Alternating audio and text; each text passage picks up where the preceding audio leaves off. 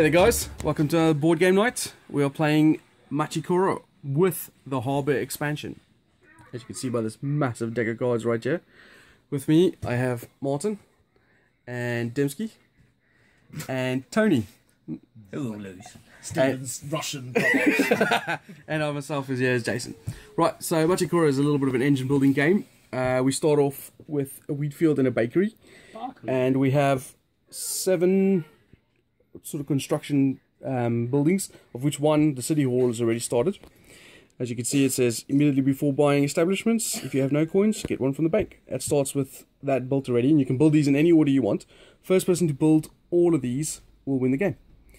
On your turn, you roll a dice, and then you trigger your building. So like you saw, I rolled a 2 there, that would trigger the bakery. I would get a coin from the bank, and once you've activated your buildings, you then have coins to buy some more cards over there, and you add them into your city, as we are all the mayors of this newly established cities, and that's it. We keep doing that until you've built all your stuff. Really simple, nice little filler game. So we're gonna go through this, and then we'll come back in a gameplay turn, and we'll tell you how we thought of it in the end. You guys, oh by the way, this is my copy. I've played this, but none of these guys have played this yet. And I'm starting off straight with the Harbour expansion. You explain the rule in about 30 seconds. It's really simple. Alright, so let's do this. Okay, so this is the gameplay turn. Just to give you an update on where we are. This is my city so far. A couple of wheat fields, a couple of bakeries, convenience store, Pizza Hut, mackerel boat, fruit and vegetable markets. And I've unlocked 2 more of my buildings. We'll do Tony because I just hold cash. Yeah, he's our personal accountant. Yeah, that's what he's got so far. And this is D's. He's also unlocked one of the buildings. Cafe, publisher, and a pizza joint. And then this is where the business is happening. Martin's unlocked 3 of them. He's got also a ton of cards, which all seem to be coming up trumps. There's a whole lot of stealing money from everybody else. So basically, I'm benefiting and suppressing those guys as well. So right, so D's the first player, so he's going to go to start with. So I've got a train station, so I may roll 1 or 2 dice. So I'm going to roll both. Hope I get a 7. No, I've got 3. 3? That triggers one of Martin's. Even on 2 dice, he's thought. Coin from you. Thank right, you. so he's got the cafe. 2 coins, yes, sorry. Which you can't see because of the glare. Which, on anyone, the person who rolled the dice, as it says, they get 1 coin from the person who rolled the dice. I've also got the shopping mall, which adds +1 coin to those type of cards. I've then got a bakery, which I'll get 1 coin from the bank on my turn only. So cards trigger in a specific order. So it's red first, then green and blue, and then purple. So the red cards trigger, he pays 2 to Martin, and then he takes his 1 for the bakery. So how many coins you got? 2. 2 coins, 2 coins. And this is what we have available to buy. So quick scanner-rooney. I think I'm going to spend those 2, and I am going to buy a food warehouse. Yeah, buy a food warehouse. Alright. That's my 2 money down, and that's my turn. And that opens a hole in there, so it gets nice. Furniture factory. Flower orchard, which is fine. So if it's a multiple, it would just go on top, so there's a bigger stack. There must always be 10 different buildings available. 3! 3! Oh, yeah, he gets to pay. My cafe steals off for him. I get 1 for my bakery. 2 for my bakery. And I'm going to buy another flower orchard. Okay, so that opens up a gap again, so D just refill it. Ranch. Oh man, the ranch. The ranch is El Sexarino. I am going to roll 2 dice. 7. That's not good for you, Jason. Oh dear! So, firstly, it's a red card, so I've got a pizza joint, so I get 1 card from the player who rolled the rest. Right, so it goes anti-clockwise, so 1 to you. Joint. He's got a pizza joint as well. So 1 to you. I've also got publisher, so I now get... That's on your turn only. On my turn only. Boo.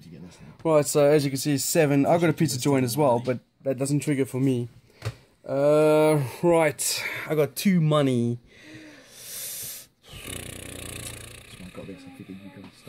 You know what? I'm going to buy that ranch. To hell with it. So, it comes there. Right, fill it up for me, guys. Flower shop. Another one. Okay, I'll get ready to pay my money to Martin because I'll roll a 3. Oh, one. That's worse. Yeah, my Harbour, I get 3 coins from you. Thanks. Right, so he's got a sushi bar. That's where that comes from. And then everybody gains from their wheat fields as well. Yep. So we all got wheat fields. I get 2 Oh, 2. Sorry. because I got 2 wheat fields. And yeah, then Tony's not buying, so And I'm not he's, buying. Yeah, he's gonna pass because he's giving away his money again. that's a round, so Well, let's do another should we one. do a second round? Yeah. Just making some change. So I will roll most 3. of Ah. 2 points, please. to you. Thanks. I get 1. I thought you were gonna start rolling 2 dice, man. Oh, such an idiot. I was supposed to be doing that. Oh well. I'm thinking to spend those 2 and I'll buy Harbour. So you can upgrade one of those rather than buying something from there. Exactly. Indeed. You might as well spend it while you have it because Martin's just gonna take it. Right. It's a bit harsh. Right. 5. That's Again. nothing for me. A coin.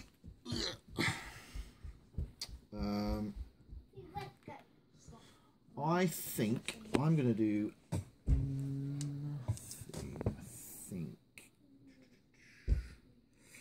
No, screw it. I'm going to spend 6. I'll buy 9. Yeah, mines are good. Right, my turn. I'm gonna roll 2 dice. I got 8. Get you roll a 9.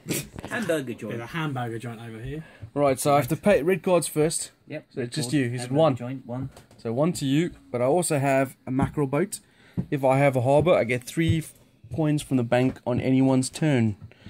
So I will get my 3. Puts me on 5. I'm gonna buy a tuna boat. So I spent all 5 of mine. Obviously, you've got a dockside city. Get my tuna boat. And it's replaced by a bakery. A bakery. Quick, everyone run! The bakery. Right, Tony, who are you going to give your money to this turn? Yep. Well, I need a dice. Well, I need a dice to roll the 3 to give it to Martin. No, we're also higher than 3 now. Can't you roll 2 dice? Oh, I'll roll 2. 2 though.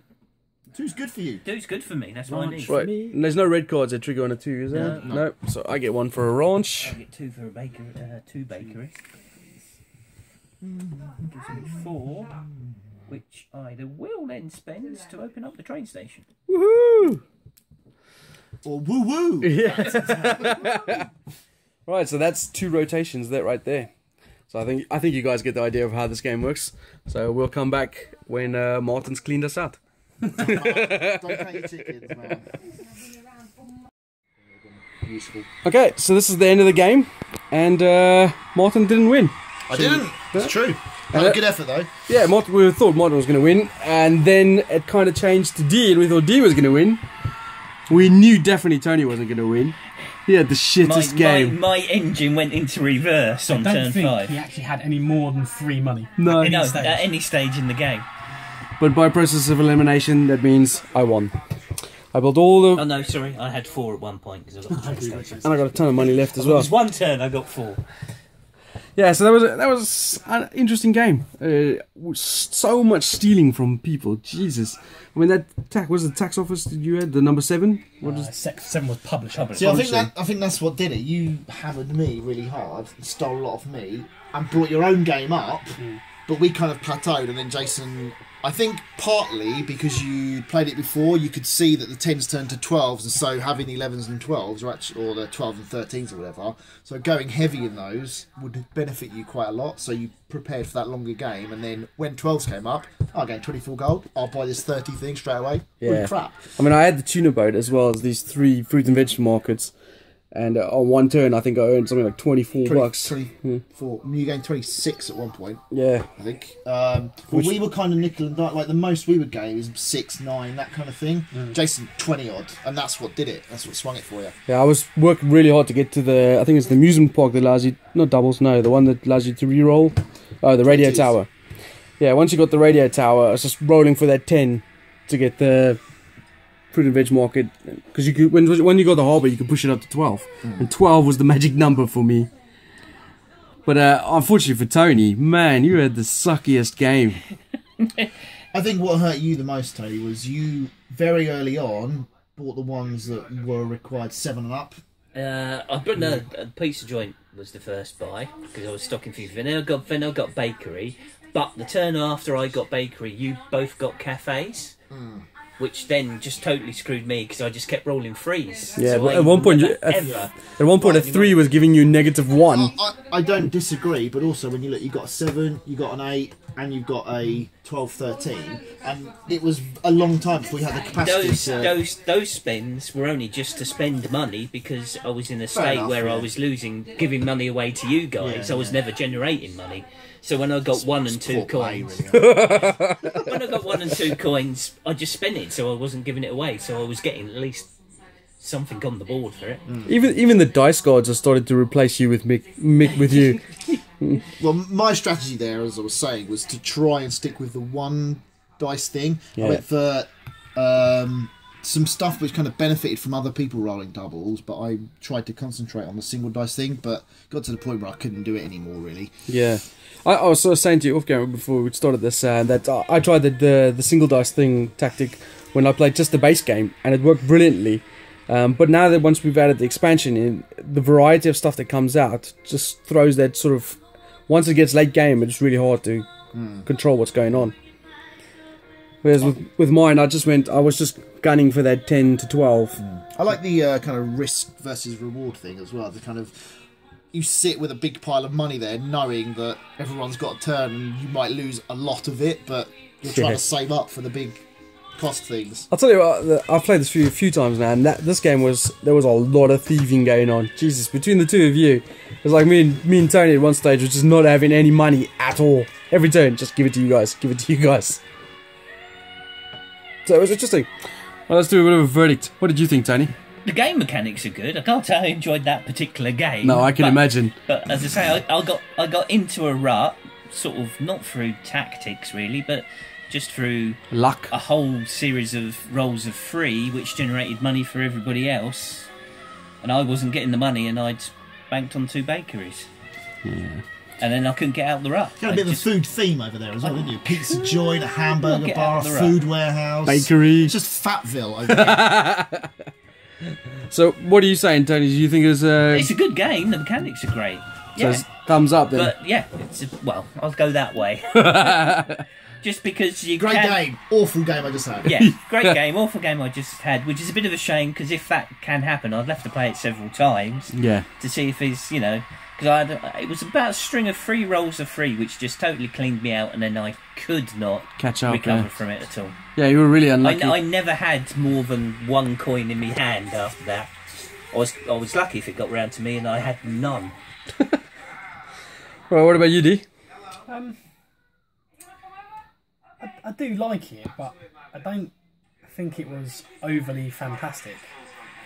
I sort of felt there was too many turns where it'd be a case of roll dice, got nothing, your turn. Roll dice, nothing, your turn. It happened quite a lot. I think it was kind of annoying in terms of. I think it's interesting. Possibly down to I would say maybe like poor, like for myself in terms of numbers. 4, 5, 6 gave me nothing on any turn. Then there's quite a few numbers which didn't do anything. Whether it's down to poor design of my city or down to what cards are available, I don't know.